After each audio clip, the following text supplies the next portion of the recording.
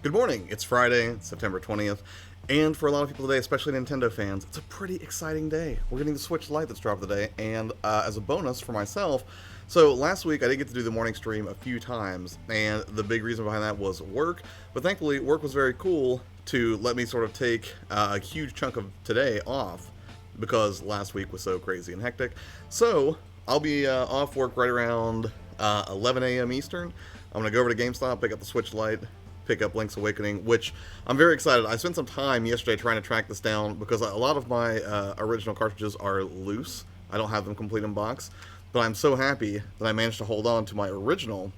Well, technically it's not my original. It is the... Oh, I don't know why it's not on it. There we go.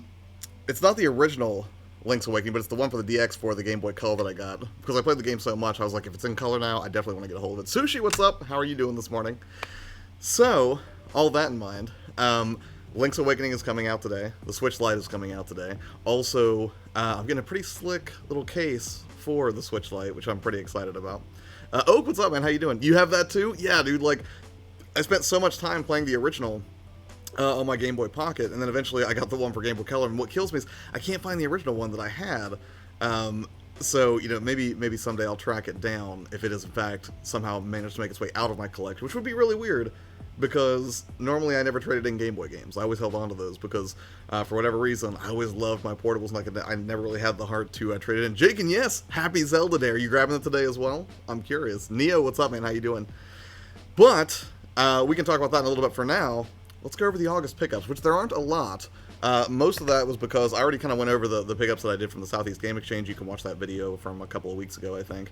But I did pick up some games in August. Perhaps the most notable among them is the game that everybody was playing, and I still have to finish because, you know, all these new game releases are not helping the backlog at all. But that would be Astral Chain, which I'm sure some of you picked up as well. And I'm really kind of sad that I didn't doubt the game. Right? I didn't think it was going to be inherently a bad game.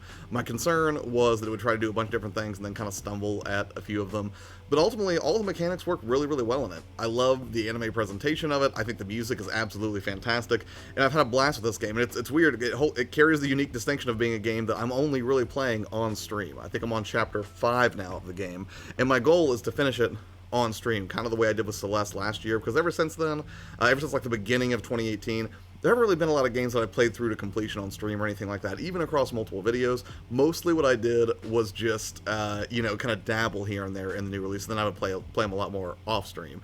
But Astral Chain, no, this is one that I actually would love to finish on stream. It's just been so fun to play. I'm really, really enjoying it.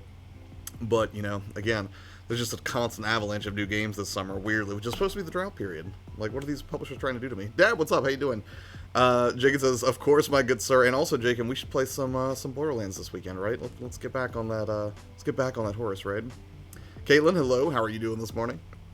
So that was the first one that I grabbed for this. Now this next one, I honestly, I can't remember if this actually may have come out at the end of July, but I don't think I talked about it on stream.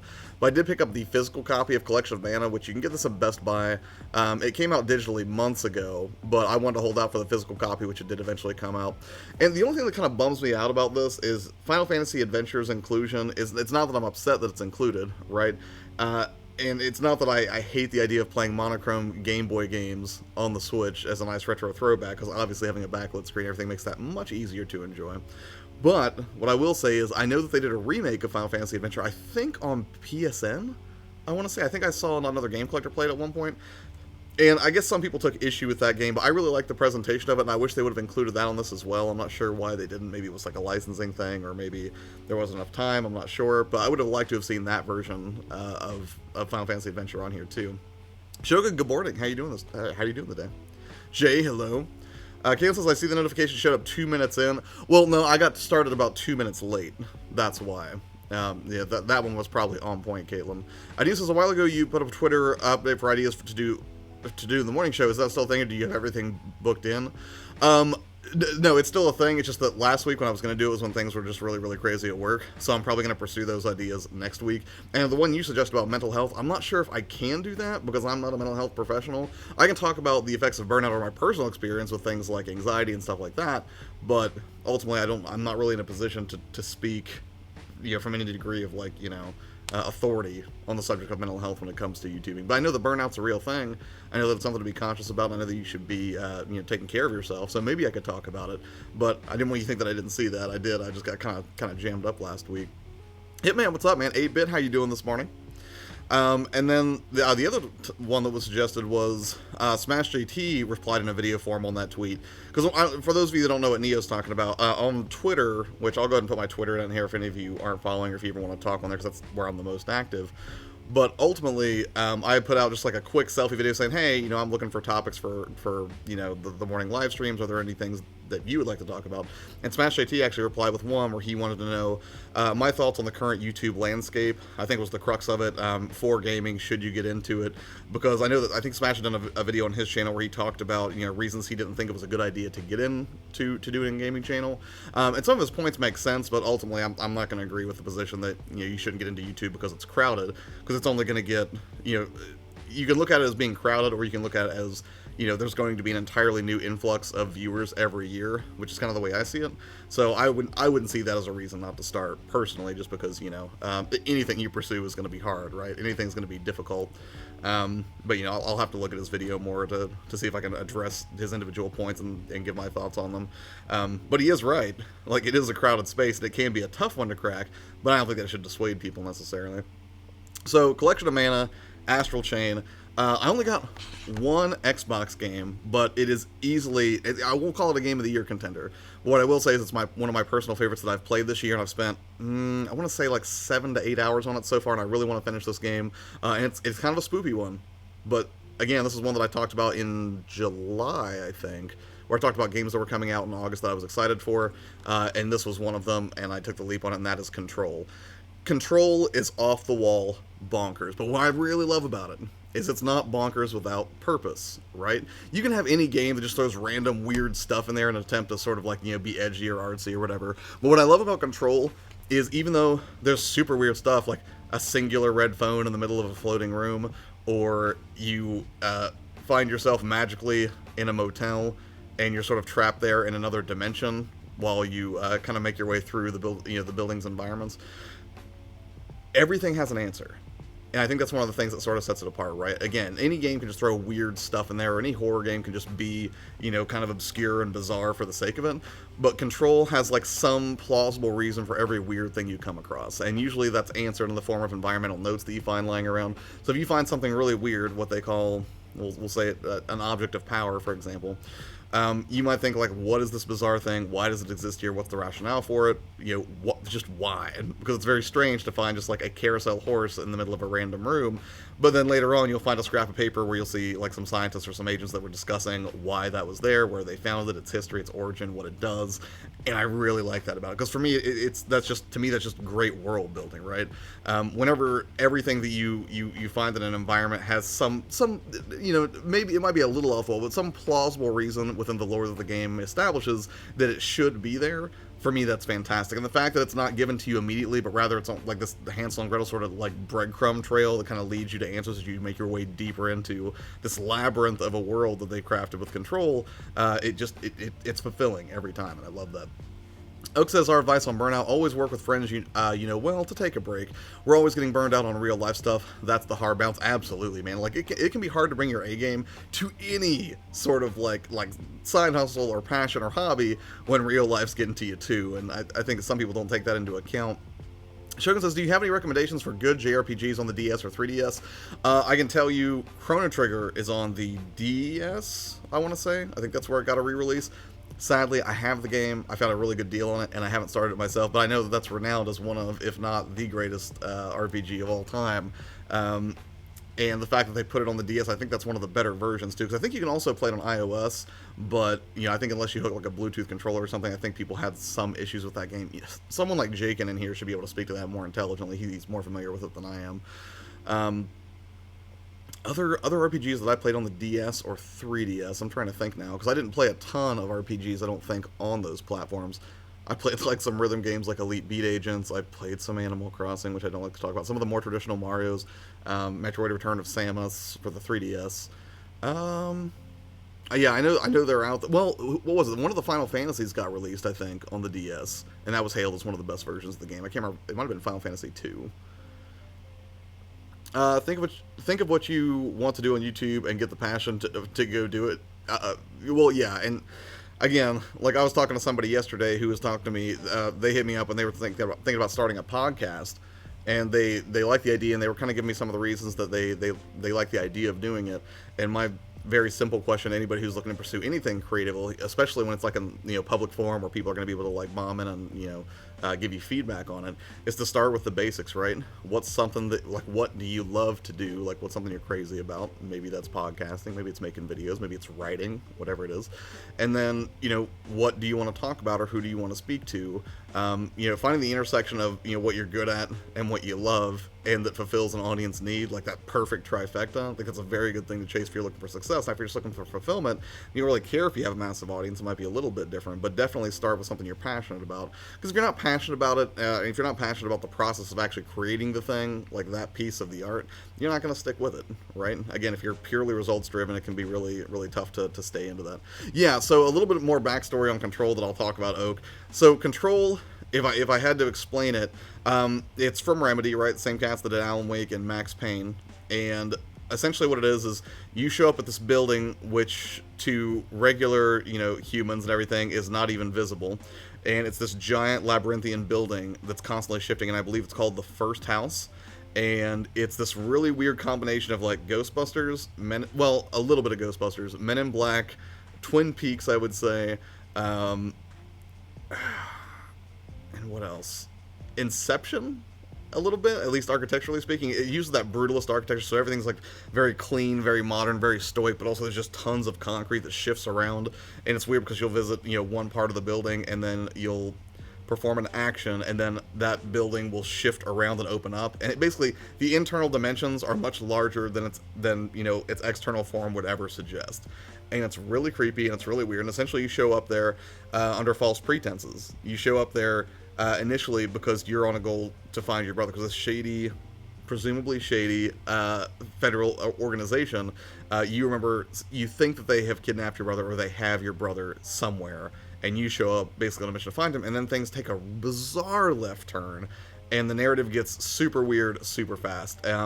I don't want to spoil a lot of it because I think it's absolutely worth playing. If you can find it at a discount, absolutely buy this game if that sounds like your cup of tea. The action and the combat in it is pretty fun. It's got a very surrealist sort of premise. There's a lot of weird internal monologues and it's so bizarre, but it's so fun, and I love unraveling the mystery that it puts forth. News says, I've had people a few years ago because my channel wasn't, I'm going to have to back up a little bit there, wasn't growing, said that I should give up. It would have been the biggest mistake I've ever made. Oh yeah, I've had people tell me to hang it up before. I've had people say, like, what if this YouTube thing doesn't work out? And my response to that is, if I'm happy doing it every day, I don't have to worry about it working out, because I love what I do. And as long as that's the case, it doesn't matter how much you fail by traditional standards. If you're having a good time, that's a win. I get to do something I love all the time. Lou, how are you? I appreciate you stopping in. I actually messaged McKenna a little bit ago. I'm so sorry for the delay about being over on his show on Saturday for the podcast. And I'm glad you were able to finally catch a stream. News is, at the same time, I've never had the mindset to do YouTube for money and to be a celebrity and be loved. Well, and that's the thing. Like, you don't have to be a celebrity to be loved, and you certainly don't need to be a celebrity to make money. And there's nothing wrong with making money. I think making money is great. Because with money, it gets you resources, and with resources, you can do more of what you love or put some more good into the world. So I have no problem. When people are like, I never forget this. Somebody commented on one of my videos once, and they were like, how'd they say it? They were like, I like watching your content because you don't care about the money, you just do it for the love. And I'm like, oh, I care about the money. I absolutely want your money. But again, I think there's an ethical disconnect there where people assume making money bad, suffering for your art, and making no money good, which I don't buy into that. Oak says, our thrift show is certainly a passion project. Other shows are less important, except what the flea market. We love that show. Yeah, dude, and like that's what you're crazy about, and that's what you've become known for. Like that's what your brand represents. So I think that's a really good alignment of things that people want to see and something that you love to do. Definitely, you're gonna have things. you're more passionate about even within doing YouTube. Absolutely, and that's one of the things that I struggle with, right? Because I want to make videos that, yeah, you know, again, encourage, inspire, or inform people in some way, and sometimes the things that I want to do are not always congruent with that. So one of the struggles that I have is sometimes I have to pick, like, you know, is this going to provide value in some way? But then I just love the idea of doing it, and I think the answer is probably somewhere in the middle. I think that's one of the things that I've learned working through this live stream experiment process for so long, you know, all the way through Halloween, is that you don't. I think the answer is somewhere in the middle. I think if you 100% are just like, oh, I gotta serve the audience, you know, but then you never just are like want to make something fun for yourself. I think as long as you keep the ratios in check, it's okay to make that leap once in a while. And that's probably what I'm going to end up doing with this live stream as it continues, is I'll probably continue to do the morning live streams, would be my guess. And it might be that this is where helpful content kind of rests, except for Friday, where I like to, like, you know, chill out a little bit, have some fun, and kind of, you know, push the whole, like, you know, work hard, play hard, making sure you have balance in your life so you don't go crazy. But then the pre-produced videos will probably waver more towards the fun stuff. I'm actually already toying with the idea of a new experiment that's going to start November 1st. I haven't nailed down the specifics yet, but I think it'll be interesting. See, that sounds cool. I have weird definitions. It sounds like it is like a living house maze game, and in fact, there's a section you go to in Control where it is exactly that. And I won't spoil anything, but if you find it, you'll know exactly where you're at. Like you kind of like Castlevania, yes. And actually, it has some Metroidvania elements to it. Not so much purely in the, like, okay, this is blocked off because you don't have the right item. Like, occasionally you'll find that. But you'll see if you play it. It sounds like a weird game and head spinning. It absolutely is. John, good morning. How are you doing today? Where are you at today, buddy? So Hitman says, I'm stuck on what I want to get for my birthday in a couple of months. Well, what are your options, man? I'd be curious to hear, Hitman. Neil says, money isn't bad, but I've never seen YouTube as a way of doing it, or, wow, look, I have thousands of subs, am well known now. That's never been my goal in the slightest. If it is your goal, yeah, there's nothing wrong with it. Like, I'm not here to judge people's goals. I just want to make sure that whatever that goal is congruent with what they actually want, and that they want it for the right reasons. You know, some people will, at the root of it, they do want to make money, but they don't want to be honest about that with themselves, or they're worried what people will think if they want to make money, so then they kind of, like, shroud it or something like that. And, you know, my whole thing is there's nothing wrong with having a particular goal on YouTube. Just be upfront and honest about it. You know, like, when people ask me what I want to do with this channel, yes, I absolutely want to make a living with it someday, but the context behind that is, you know, I'm looking to, you know, pay my bills more than anything, because the most important resource to me is time, not money, right? I don't need to do YouTube for money, but the idea that someday a combination of, you know, either direct ad revenue and then, you know, other revenue streams that I've cultivated in conjunction with this channel might do that, that's exciting for me, because that would free up like 40 or 50 hours a week that I could do live streams like crazy, or make pre-produced video that is even, you know, just even higher quality, which I would love to put out. But, you know, it's a process, right? I don't expect those results overnight. And if you're somebody who's like, ooh, I think I'm going to start up YouTube so I can make some quick cash, trust me, there are better ways to make quick cash, right? Go shovel some snow or something. I promise you'll have a better return than initial AdSense revenue. Hey, JNX. Well, you joke about sometimes, okay, we'll try and be crazy. The jokes were a cornerstone of our process, and rightfully so. You guys are funny. Back from 2 weeks in Amsterdam, so I'm actually home for the first time in a while, taking a breath. I don't blame you at all, but I'm assuming Amsterdam was fun, unless you were there purely for work and didn't get a lot of downtime. Reached 5K yesterday. Congratulations, man. That's awesome. Keep hustling. Aben says, I did YouTube just to connect with people who are into the same things as I am. Right, and I think that's another thing that I had seen people point out about, you know, why you shouldn't get into YouTube, because they're like, well, you just can't grow. And then some people don't really care about growth that much. They care about connecting with other people, which growth is a natural byproduct of that in a lot of cases, but not everyone has the same motivations for YouTube. I think, and I'm dangerous, I'm bad about falling into that trap where I just assume that everyone has the same mindset towards YouTube that I do, and they don't. A lot of you do not have the same goals for your channel that I have for my channel. And there's nothing wrong with that, but it means that I have to be at least cognizant of it if I'm talking about stuff that's beneficial to creators, but I only speak to the very particular type of creator who's on like a mission for growth or revenue. Then somebody who's just looking to connect with more people might feel a little bit left out, as I don't make content that's tailored to what their goals are on the platform. So that's something that I try to keep in mind.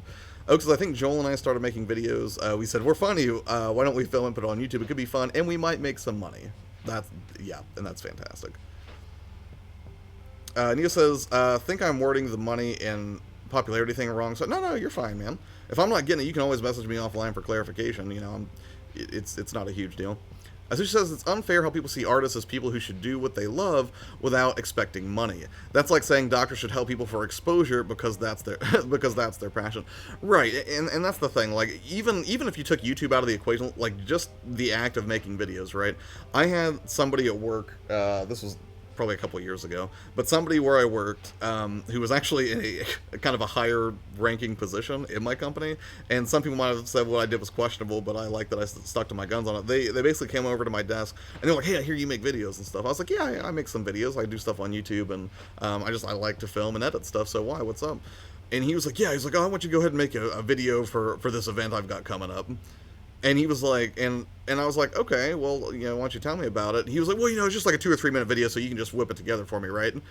And I don't know if his thought process there was because I'm in a higher ranking position in the company, if I could just, kind of be like, hey, why don't you do this and do me a solid? But I wasn't having it. I told him, I was like, yeah, man, I was like, that sounds really good. I'll get you a quote. And he was like, what do you mean you'll get me a quote? I was like, to pay me for my work. He was like, well, it's just a 2 minute video, which I feel like that's so incredibly dismissive because, again, a 2 to 5 minute video, that might take 30 or 40 hours of editing depending on what you want, right? And then you have to do the mental legwork of figuring out, okay, who's the audience for this particular video? What kind of vision do they have? Am I going to be able to fulfill that? Am I going to have to go back and do editing revisions if this person doesn't like what I make? And that's one of the reasons I don't like doing freelance stuff anymore. I did before, like I had done, I'd done like 1 or 2 weddings. I had done some real estate videos, weirdly enough, and I did some industrial, not really, I guess it's still technically real estate, but like industrial real estate videos a couple of times. And it's not that I hated it, it's just that, given the choice between, hey man, you make the content you want every day, or you just kind of make whatever somebody's willing to throw money at you for, I think I just want to invest in the former because I enjoy that a lot more. And again, it's not necessarily that I have to create video for money. I just like doing it, right? Kind of like what Matt said. I enjoy the process. I'm not particularly funny, but if I can make money doing it, that's great, and that's something I'd like to pursue. Josh Scrollo, my message is after Gen X's comment about Amsterdam. Hold on. Oh, because you were talking about what you were gonna get for your birthday. Sorry, I missed that, man. Well, no, I don't see it. I saw that you said you were struggling with it, but I don't see any follow-up. Sorry, man, I gotta move on with the chat, but if you want to put it in here again, I'll catch it the next time. Where am I? Now, we always want to entertain specific people ourselves. Not a bad goal. Creepy, I just triggered the robot in my house. Good morning, Quicksand. How are you today? 8-Bit says, I find the same thing. I DJ on the side, and when people people want to hire me, they expect me to do it for free or next to nothing. Right, and that's just unrealistic, right? And it's just disrespectful. Like, even, like, when I was looking for music for this channel, I asked Avedon, I was like, hey, can I commission you for a specific track? I didn't leave with like, hey, we're friends, why don't you just make me something for free and invest your your time and efforts into making something for me without expecting payment. I know he's somebody who makes beats and charges for them, so of course, even though I love Avedon to death and he's one of the best friends I've made on the platform so far, if you guys aren't familiar with Avedon, he's going to be doing the Chillcast tonight. I'll go ahead and drop a link here. I don't know if that'll work, yeah. But I do the Chillcast with him every Friday night at 10 p.m. Eastern. Really great guy, but, same thing. Dude's an artist, right? It takes time and effort for him to create something like that, so I'm not just gonna, be like, hey, hook me up for free. Kansas, I remember when I was following James Rolfe actively, I used to see people complaining anytime he did anything to make money. Yeah, and that's the thing, right? It's an audience expectation thing. And I think it's on you as a YouTuber to kind of manage those expectations. And that if you're somebody who wants to make money, great, be honest, put it out there early. Like, I've had people ask me, like, when is the right time to monetize on my channel? And there's a couple of schools of thought. One is you don't do it immediately and you grow a following first. I'm a bigger fan of setting an expectation early and just saying, like, yeah, I've got a Patreon, or hey, if you want to support me in some way, like I'm selling merch, or whatever it is, or hey, I have ads on the channel. I think it's good to get that out of the way early so people understand, like, hey, you are looking to make money. That way you can sort of, in a very early way, weed out people who are like, I only want to support you if you don't ask for money, and the people who are like, hey, I think it's great that you want to make money, and I'm happy to support you in those efforts. Because if that's what you want, and you cultivate a large audience of people who would take issue with making money, I mean, they're going to get upset about it. Of course, AVGN's a little different. He's going to draw people no matter what. They're going to probably have strong opinions one way or the other. Lehuna says, shut the front door. He did not say, oh yeah, he absolutely said that. Yeah, he was just like, well, just do it. It's only a couple of minutes. You can make it. Just whip it up. Like, And it's weird too, because I mean, like, the company I work for is very IT driven with a lot of projects and software development and stuff like that. So, in that regard, like, clearly, even the place we work, we don't, consult or expect to work for free.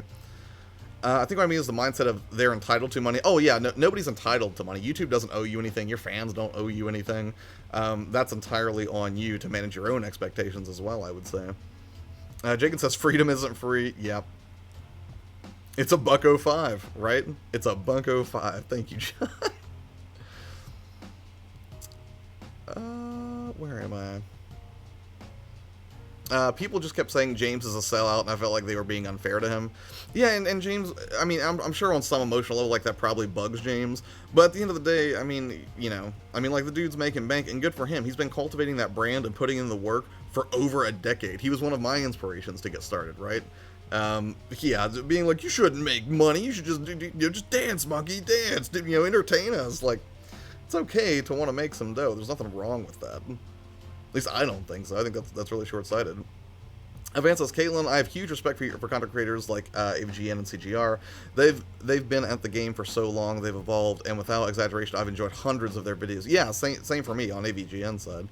8-Bit Glitch says, heading out, bring the kiddos to school. Right on, man. Appreciate you hanging out for a little bit. Have a great day. Whether it was a fundraiser or his movie selling an AVGN plush, not having his movie available for pay, or even his AVGN Adventures game. Right. Which is a fun game that's brutally difficult and perfectly congruent with James's brand as AVGN.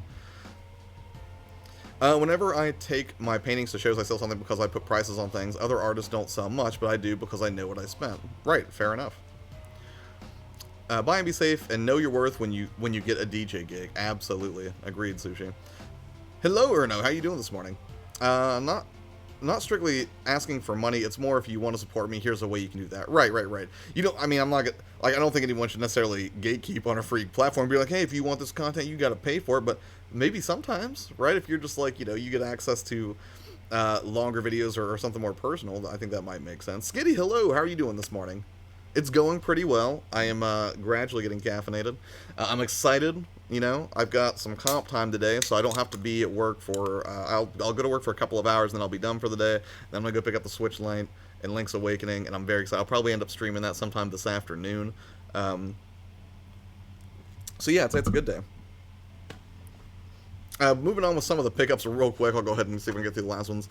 Another spooky one, which was one that I said that I was excited about, and I started playing this with Daniel on stream. Some of you saw it, I think. But that is Man of Medan, which is technically the Dark Pictures Man of Medan. And they call it an anthology because they're going to be putting these out, I think, once every, 6 to 9 months or once a year. It's a budget title. It's like $30. But it's multiplayer horror, where you take on the role of a particular person. It's not too unlike Until Dawn. It's from the same people that made Until Dawn, but with a multiplayer bent, which I think is fantastic, because in the story that we're playing through right now, or the part of the story that we're in, myself and Daniel, I've taken control of, in different scenarios, you'll both take control of one of the characters in the group, right? Your ultimate goal is to survive, but what's creepy is sometimes you get split up, or sometimes you're together and one person will have visions or see something that the other person can't see, and all you can do is you can tell them what you see, or you can opt to hold that information to yourself, and that turning point moment, decide if you're going to help or hinder their progress, and what the decision you make may ultimately lead to the death of a character, and maybe the one that they're playing. So I think that's a really, really cool idea, and the thing I like about it too, beyond just the fact that, it kind of embraces that Until Dawn style that they had kind of done a good job with before, is on this one they actually have a movie night mode, where you can basically sit in a room with 3 or 4 friends, and basically you take an action, and then you pass the controller to the next person so they can make decisions at the next pivotal point in the story, which I thought was kind of a neat inclusion. They probably didn't even need to do that, but the fact that they kind of thought about couch co-op, or a way that a bunch of friends could gather around for a fairly short, I think the whole adventure probably only takes 3 or 4 hours to get through, but you can sort of enjoy it like a movie in that way with friends. I thought that was really cool. I haven't played that version of it yet. I've only played the online multiplayer with Daniel, but I will say, the graphics look incredible in this game, but again, it's one of those games where it's very very linear, very closed off, very compartmentalized, so I think, it's not like a giant open world game like Gears, even though the game does look amazing. So I think the fact that they don't have to worry about huge, expansive environments, and they're these very tightly controlled environments that your character is going to be in, can let them just, up the detail on the character models significantly. So the game looks eerily good. Like it's like what's that thing called? Like the Divide or whatever. But you just have to check it out. Look up some trailers for. I think I've played some footage for it on here before. It's a lot of fun. Where am I at? Hey Sushi, checked out your channel and some of your videos and love seeing what you're all about. Yes, Sushi is amazing. Speaking of which, I watch you, so I'll send you my PayPal, Oak City Gamers. Neo, thanks. We're working on an email system. Stay tuned, Gen X. Now, Erna says, well, for me, it's not the morning. Well, you know, for some of us, it's the morning. For the West Coasters, it's super morning. Super morning. I'm not a horror guy. Which one, coffee or tea? Coffee. It's not that tea's not great. It is, but more often than not, I'll take coffee. I think it's because my confidence is so low that I'm just like, yeah, I'll do gameplay videos and hope someone will like them. I mean, building confidence on the, like, if your confidence is just low in general, I mean, that could be a rough thing, and I think that YouTube can either help or hinder those efforts, but, you know, for me, like, I struggle with confidence as well, and one of the things that I knew that would be a natural byproduct of the live streaming thing is that I would naturally get more confident as time went on. I would be more comfortable with a pause, for example. I would be more comfortable with, you know, stumbling over my words, or, you know, not having a perfect understanding of what I was going to say moment to moment. It kind of forced me to be more creative in that way, a little bit more nimble. But yeah, you know, if you're trying to work on your confidence, I think YouTube's a great way to do it, especially if you're, you know, putting your face on camera. That could be a terrifying thing. I think I have a few videos on this channel that talk about how to build confidence or how to get more comfortable with the camera, if you look back through the videos page. Alright, gotta go to work, y'all. Thanks, everyone. Thanks, Josh Oak. You have a wonderful day at work. Hopefully we can hang out later. Skitty says, that sounds really fun. It is really fun. I think you and Tarks would really dig, because I know Tarks is a horror guy. I know he's a fan. Oh snap, Man of Medan has backstabbing elements. Goodbye, friends. It does. It does. And it's weird because every now and then, like, I would hear Daniel react to something, or I would react to something that the other one didn't see at all. I'd be like, why are you reacting that way? And it'd be like, there's just no reason. Everything's fine. I wouldn't worry about it.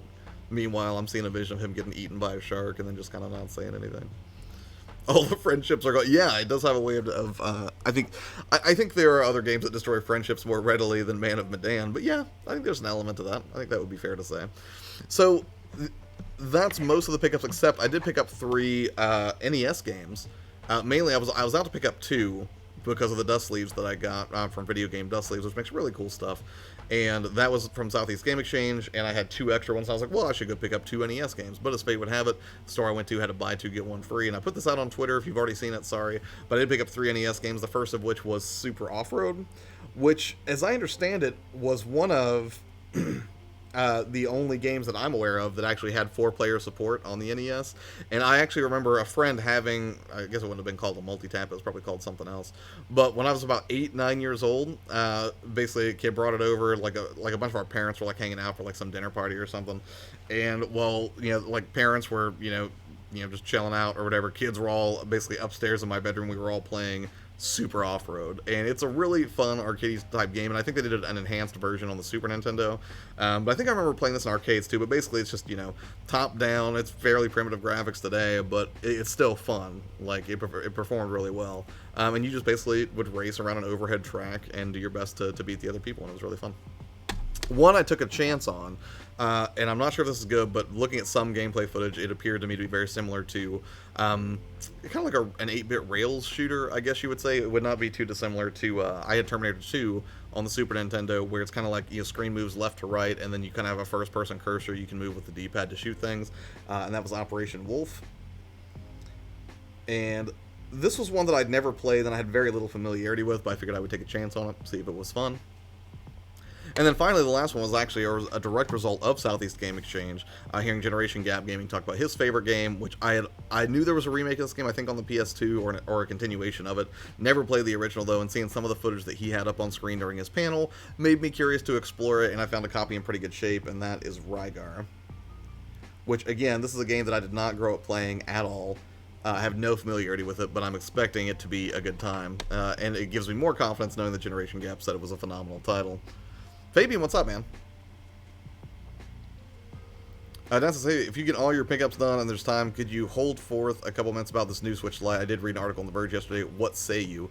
The Switch Lite, I think I could talk about that for a quick second, because I know some people in here are pumped for the Switch Lite. Let me get through the chat real quick, and I'll talk about it. For me, confidence comes from the fact that gaming community is so huge and inviting. So many others can and want to do it, you can too. Yeah, in terms of communities you could approach to kind of try out creative stuff. I think the gaming community is a good one. Excuse says, Tark started Man of Medan last night. I can't get over how gory, right? Like, the lighting and shadows are completely insane, especially in the dark, moody environments. Like, the character models really pop. Like, they look eerily realistic. He's only like 20 minutes in. Yeah, it only gets better, because the beginning of that game, I'll admit, is a little bit slow, but once it ramps up, it's a whole lot of fun. The game that destroys friendships, that's the script. Yes, Mario Party, that would have been a better one. Kings of the Beach, thank you. Vance, like, confidence to YouTube, but dreaming big, never really been in my character, I don't think. Oh, of course you dream big, man. You're conceiving of it right now. Shaboinky Boink, hello. State of Play on the 24th, that's Sony's version, right?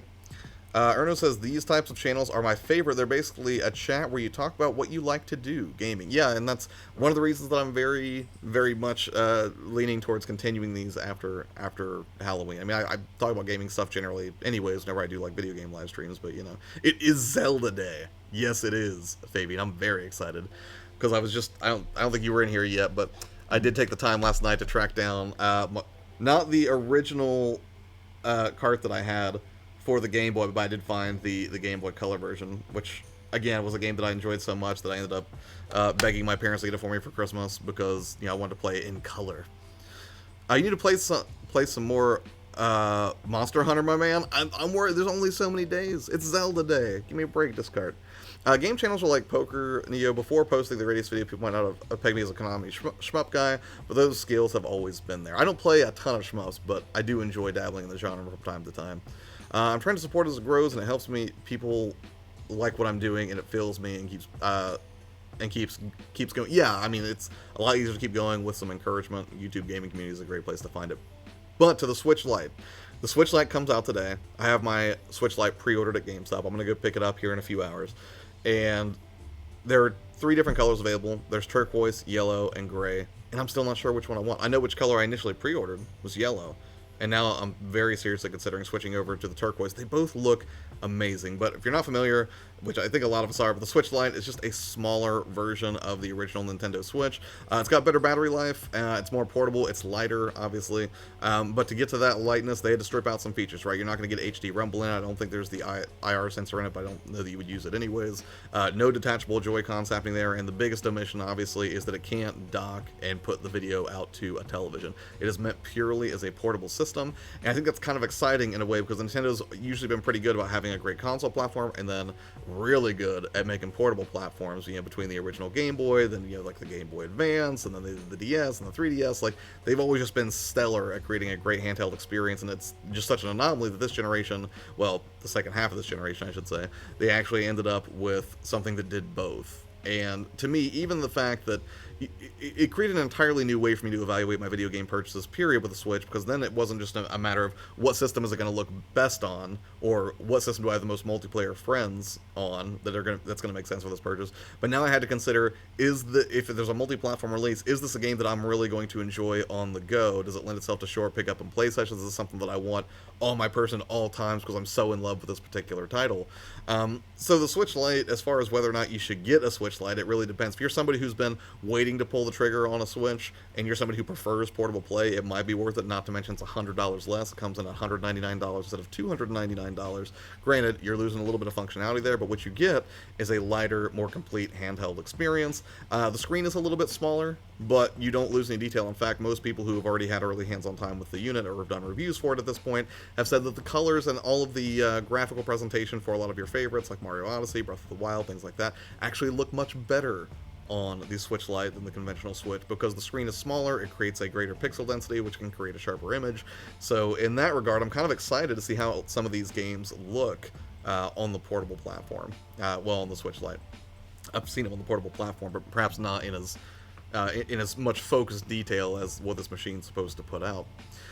This says yellow's a good choice. Blue is what I'd pick up to be safe, but yellow is what I'd probably end up with. It's very vivid. Like, they're both really vivid. I find the blue to be a little bit more soothing, though, and I don't know if I want to feel like I'm staring into the sun all day, so that's where I'm kind of rethinking it.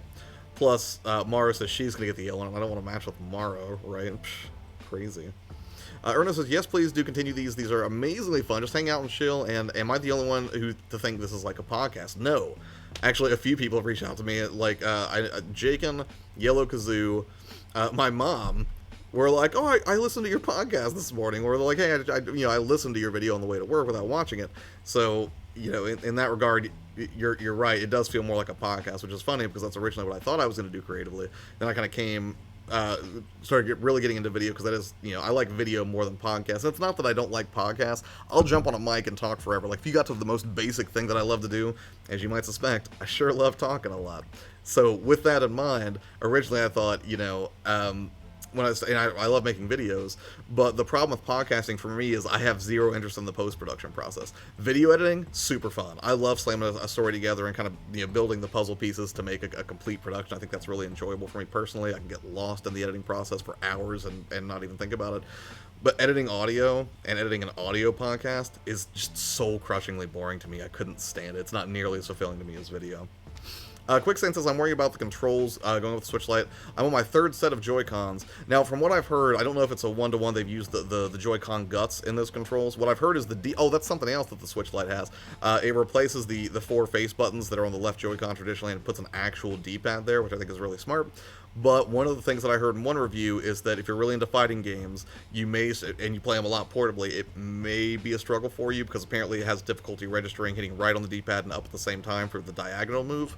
But apparently for every other independent motion, it works fine. So for platformers and things like like Hollow Knight, for example, it should be fine. But if you're somebody who's really into fighting games that rely on the D-pad, as a lot of them do, might be something to take into consideration because a lot of those fighting games do require movement of that type. And if you have trouble using the D-pad to perform them, may not be the best fit for you. No, these streams could be seen as a podcast. I think you are right. Though Rocker was working on an Astral Chain design for Switch, so that would be, oh god, that would be so good. He does such amazing work. With the standard Switch, you get best of both worlds, so you do, but you don't get as good of a portable experience as you're going to get from the Switch Lite. At least I don't think so. My parents call my channel my recording. That is adorable. I mean, they're not wrong, though. You do make some recordings. Do they know that you go live, too? Do they ever bomb it on your live streams, Fabian? My parents just show up randomly. I watch these because it's afternoon by the time he starts up. Yep, very podcasty it is. Time for Zelda to save the princess again. I know, right? It's time for Zelda to get it going. Hello, shit, Boinky Boink. Red, what's up, man? Can you record from it? What do you mean? Can I record from the Switch Lite, like for screen recording, or are you talking about the podcast format? Josh, your fame seems to have gotten red than like you had a filter on. So it's because the reason is normally I have very controlled lighting. So right now everything looks kind of red, right? And it's because I have the curtains open over here on this window. If I close them, it'll go back to looking very white or more blue. I can't tell if I like for live streaming the warmer look or the cooler look. Typically when it comes to really graphics of any style or any type of video, I like warmer hues or a more saturated look than cool, and that's why I was kind of toying with the idea of leaving it open. But give me 1 second. I'm going to go ahead and shut the curtains, and you can see how much it changes when I just have like a ring light on me, which is it's technically daylight balanced, but everything looks a little bit more blue than direct sunlight. Alright. So pulling the curtain, it should look a little bit more even, a little bit more blue, and less saturated right now. Jamoink Boink says they did make some changes to the joysticks. Only time will tell if it makes a difference on the Switches. We'll see. Technically Zelda isn't even in the game, so why it's called Legend of Zelda? Right. I'm gonna leave now. Erno, thanks for hanging out, man. Appreciate it. You have a good day. My parents wouldn't even know what a live stream is. They call those recordings too. Old school Hispanics don't get this this digital world. My dad says recordings make sense to me. Yeah, it's that's super great. That's adorable. Bye, Erno. I was just like, wow, Josh is secretly a demon stealing our souls. Hey. That is a mean ginger joke, okay? I can't control this, alright? I was born more susceptible to sunlight burn, but, it's coming through a filtered window. It's not quite so bad. An unexpected lesson in lighting. So, does it look different to you guys now? Like, to me, it looks, bluer. And then for comparison, I'll go ahead and I'll bring the curtains back open. Let's see if you can... Because the position of the sun at this hour brings it basically straight in, so it should warm things up just a little bit. But then as the light shifts, or if like clouds cover the light, then it comes back in harder, you can see that it's a little sunnier, which I thought was nicer for a morning stream. I don't know once daylight savings time kicks in if the sun will still be in that position to provide that effect, but I thought it was kind of nice, you know? We're just having a nice chill morning, sun's coming out, birds are waking up, that kind of thing. Can you record from the Switch Lite, or is it only 15 seconds? Ooh, oh, I see what you're saying. For capturing footage, you would still be limited to 15 seconds as far as I know. The Switch is not great for long-form capture, since there's no way to get video out of the system. Now, there were a couple of videos where people even tried to dock it, but it doesn't give out a signal. Like, you can basically only use, I think, you can still use USB accessories with it on the bottom through that USB-C port. Obviously, you can still charge it through the USB-C port, but you can't get video out of it. It would be crazy if somebody figured out a way to do that, though. I think that would be tremendous. What's the point? 15 seconds is nothing for YouTube. Well, that's the thing. Like, I'm not getting the Switch Lite for YouTube necessarily. I mean, I'll probably squeeze 1 or 2 videos out of it at some point. But ultimately, yeah, if you're a YouTuber and you have to make a choice, you probably should pick the Switch if you're somebody who captures a lot of gameplay footage, where that's, you know, a cornerstone of what you provide on your channel. But, you know, just the point, period, for me, the reason that I'm able to justify the purchase of a Switch Lite is because I use my Switch so heavily for YouTube, for things like streaming, capturing footage, as you've pointed out. But, you know, in that regard, if it goes belly up, then you know, it instantly knocks out a third of the content that I can make for modern consoles. So for me, using the Switch Lite on the go, you know, it's almost like an insurance policy for me, right? Or if I just want to, you know, like play in bed and chill out and relax with a really good handheld that has increased battery life, because that's something else that does have better battery life than the original Switch. Not as good as the newly revised Switch, which is a totally different discussion. But yeah, for me, it's just a great dedicated handheld. It's going to be like my digital games machine, is what I think. I like how you change your props in the background occasionally. Yeah, I do that just to mix it up visually, right? This is not a great background. This is something else that I want to fix if I move forward with this format. And I'm not sure how to do it. I may move everything over so that I can shoot directly against that wall and kind of have some shelves with, you know, like some recent pickups or something a little more visually dynamic. I mean, it's not a terrible background. I mean, it's you know, clean enough, and I usually have, you know, some little doodads back there, but we'll see. There are definitely things that I would like to improve, but that's just me, somebody who loves to do pre-production and make sure that I've got things, you know, very tightly controlled and looking good to the best of my ability, trying to translate that to the live format, which ironically is what I tried to escape by embracing it. I've got my eyes on a shelf too. Disc, I figured you would, and I'm always so worried about your judgment. It wasn't a ginger joke. I don't even think of that, Josh. No, I know I'm just kidding, man. I'm just messing around. Where are we at? Quicksand says, death to daylight savings. I think we end the practice. I wouldn't mind. It doesn't have a significant... I mean, it is nice to sleep in a little bit whenever we fall back. I will say that. Red's third decision game, so then it's pointless. It's pointless if that's what you were hoping for out of it, I guess. If you're somebody who likes a portable Switch, then I would say it's super awesome. Joshtify? Oh, yeah, that's... Jason, my old roommate, current, you know, still best friend, he, like, occasionally I would be like, I have to get this game, or I have to get this thing for the channel, and he'd be like, that sounds like Joshification to me, because he knows I can convince myself of just about anything. If they figured out how to record from the 3DS, then I'm sure we'll figure it out recording from the Lite, but it's definitely easier on the regular Switch. Oh yeah, no doubt. Will you be able to stream from the Switch Lite? Does it have any graphics out? No, it has no graphics out. That's not even a remote possibility as far as I know. Daylight savings is up to make the change for... is up for the change of sun during different seasons? Oh, yes it is, Shibboink. Are the plants real or fake? No, those are super fake. Those are from IKEA. Joshtify. I learned a new word today. Yep.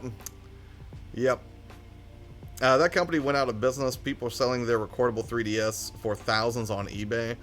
Isn't that what, that's what Maiko does, isn't it? Doesn't he have a 3DS that can record? Josh, have you watered your fake plants today? No, but I hug them on a regular just to make sure they understand they bring me joy, and that is why they continue to have a place in my home. 2 pots of fake grass. Fake aloe disc, okay? Try to be sensitive. Fabian says, Florida has been trying to end daylight savings for a couple years now, but the bill never goes to the House. It's a pointless time change. Looks good. Well, you know, that's the thing. Like, again, I like the idea of having plants, or even like the the cube I've got here for the Cowlex, which I'm sure you've seen these before, where I'm pointing right now disc. I like to have something that's a little bit more organic, a little more earthy when it comes to showing video game stuff. It's something that I didn't used to do, but then I saw the value, because I think it kind of softens it up, right? It makes it feel a little bit warmer. Because, you know, we typically, everything that we talk about usually is some combination of, like what, metal, silicon, plastic, you have these very hard, rigid, processed kind of structures, which is weird, because then I use a processed plant, I guess. But, you know, I think having some plants or, you know, stuff that's more organic, like wood, stone, things like that, I think it actually makes things look a little bit nicer. That's why I like to have it sprinkled around, so. So you're not all about all the hacks with the Switch? No, I've never hacked my Switch. I have no desire to do so. I've got plenty of games in my backlog already. I don't need to hack it to play, you know, to download games or anything. It's just not appealing to me. We must seek justice in this cruel world. I know, right? It's a cruel world, Disc. Micro does 3DS streams a lot. We should ask him and see. I know, right? Like, help me. Justice for the win. Just a little plant makes it have more... Right. I don't know, there's just something I find visually pleasing about it. And I think other people do too, but then again, 3DS is dying, as well it should. I'm so tired of that system. It should have been dead by now. Josh opening a gardening channel as a second channel. Maybe that'll be my April Fool's joke this year, right? Just be like, I've decided to eschew my love of video games in favor of cultivating all of these delightful... Do I not know the name of a single plant? Not rhubarb, that's a food, right? Anyways, yeah. That would have been a better joke if I had a little bit more horticultural knowledge. Unfortunate. I still have my 3DS, but must admit I haven't played it in a while. Yeah, I haven't either. I use Citra Emulator to stream 3DS. It is beautiful. Ooh, I'll check that out. It looks like a light Vita. Yes, very appealing. Wolf Den uses grass and has a Pokeball controller sitting in it. I love that. I think I have the Pokeball controller. I never thought about doing that. That sounds nice though. Josh, I love you, but no, don't name the 3DS. I just gotta go. It's time to go. It's been like 8 years. Go away. The Switch is a much better portable. I got my 3DS in 2017, late to the game, so I'm not done with it yet. I mean, there's still some great experiences for it. I want the platform to go away only because I don't want it to rob the Switch of potential experiences where people are like, ooh, we can still squeeze life out of that 3DS. Just stop. Just give it to us on the Switch with its better screen. Josh will grow cacti? No, that sounds like way too much work. Shaboy says, you will be decorating your curtains with cobwebs and other Halloween paraphernalia? Yes. I hadn't thought about it. But now that you bring it up, yes. Yes, I will, Shaboinky Boink. That sounds delightful and super doable. So, but right now, I gotta get off here because I gotta go to work for a couple hours, and then I'm gonna go to GameStop and pick up the Switch Lite, Link's Awakening.